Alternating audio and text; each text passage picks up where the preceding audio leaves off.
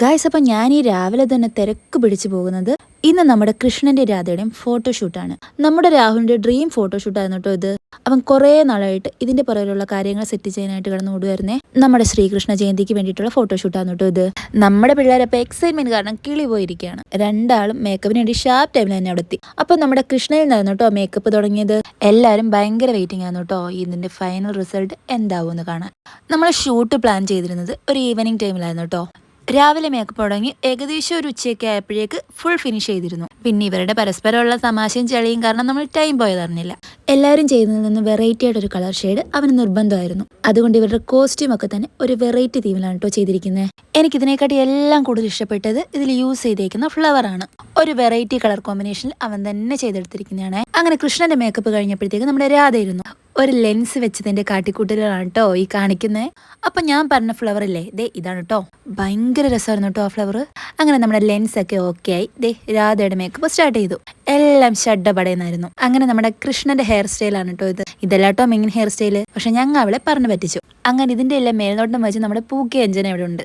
ഇവിടെ അടുത്ത ആള് ഹെയർ സ്റ്റൈൽ ഇതാണെന്നും കരുതി വിഷമിച്ച് നിൽക്കുകയാണ് കേട്ടോ. ചെറുതായിട്ടൊന്ന് പ്രാങ്ക് ചെയ്താണ് എല്ലാവരോടും ചേർന്ന്. ഒരു സൈഡിലായിട്ട് നമ്മുടെ ഫ്ലവറിന്റെ സെറ്റപ്പ് നടക്കുന്നുണ്ടായിരുന്നേ. അങ്ങനെ ലാസ്റ്റ് പറഞ്ഞത് കള്ളമാണെന്ന് നമുക്ക് മനസ്സിലായി. അങ്ങനെ എല്ലാം കഴിഞ്ഞ് നമ്മുടെ ഫൈനൽ ലുക്ക് കണ്ടോളൂ. അടിപൊളി അല്ലേ? ഇതാണ് നമ്മുടെ രാധയുടെ ഫൈനൽ ലുക്ക്. ഇതിന്റെ ഇടയ്ക്ക് നമ്മുടെ കൃഷ്ണന്റെ കിളി ഇടയ്ക്കിടയ്ക്ക് പോകുന്നുണ്ടായിരുന്നു. ഇതാണ് കേട്ടോ ഞാൻ പറഞ്ഞ ആ ഫ്ലവർ. അത് വെച്ചിട്ട് 2 പേർക്കും മാല സെറ്റ് ചെയ്തിട്ടുണ്ടായിരുന്നു. അങ്ങനെ ഞങ്ങൾ നേരെ ലൊക്കേഷനിലേക്ക് പോയി. നമ്മളൊരു ട്രീയുടെ മുകളിലായിരുന്നു കേട്ടോ ലൊക്കേഷൻ പ്ലാൻ ചെയ്തേ. അങ്ങനെ ഞങ്ങളൊരു 3:30-4 മണിക്കകത്ത് ഷൂട്ട് സ്റ്റാർട്ട് ചെയ്തു.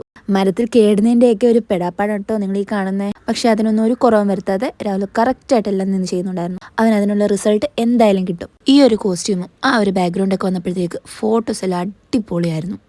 കുറേ കഷ്ടപ്പാടുണ്ടായെങ്കിലും കുട്ടികൾ നമ്മുടെ കൂടെ നിന്ന് നല്ലോണം സഹകരിച്ചു. കാരണം എല്ലാവരും അവർക്കൊപ്പം തന്നെ സപ്പോർട്ട് ചെയ്യുന്നുണ്ടായിരുന്നേ. പിന്നെ ക്യാമറ ചേട്ടൻ്റെ കാര്യം പ്രത്യേകിച്ച് പറയേണ്ടതാണ്. ഇത്ര ഫ്രണ്ട്ലി ആയിട്ട് എല്ലാ കാര്യങ്ങളും കൂടെ നിന്ന് തന്നെ ചെയ്തു തന്നു.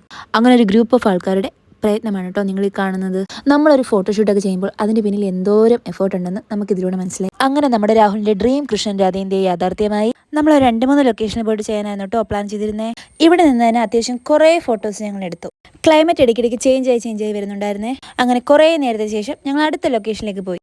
അടുത്തത് നമ്മൾ അഡ്വഞ്ചർ പാർക്കിലോട്ടാണ് കേട്ടോ പോയത്. അങ്ങനെ ഏകദേശം ഒരു 6-6:30-7 മണിയൊക്കെ ആയപ്പോഴത്തേക്ക് നമ്മുടെ ഫോട്ടോഷൂട്ട് കംപ്ലീറ്റ് ആയി. അങ്ങനെ അതെല്ലാം കഴിഞ്ഞപ്പോൾ ഇവിടെ അടുത്ത ആൾ സന്തോഷത്തിൽ കിളി പോയിരിക്കുകയായിരുന്നു. ഇതെല്ലാം കഴിഞ്ഞിട്ട് അവന്റെ വക ട്രീറ്റ് ഉണ്ടായിരുന്നു. നമ്മൾ നെയ്യലായിരുന്നു കേട്ടോ വന്നിരുന്നത്. അങ്ങനെ ഫുഡ് കഴിച്ചിട്ട് ഹാപ്പി ആയിട്ട് പിരിഞ്ഞു. അപ്പോൾ ബൈ.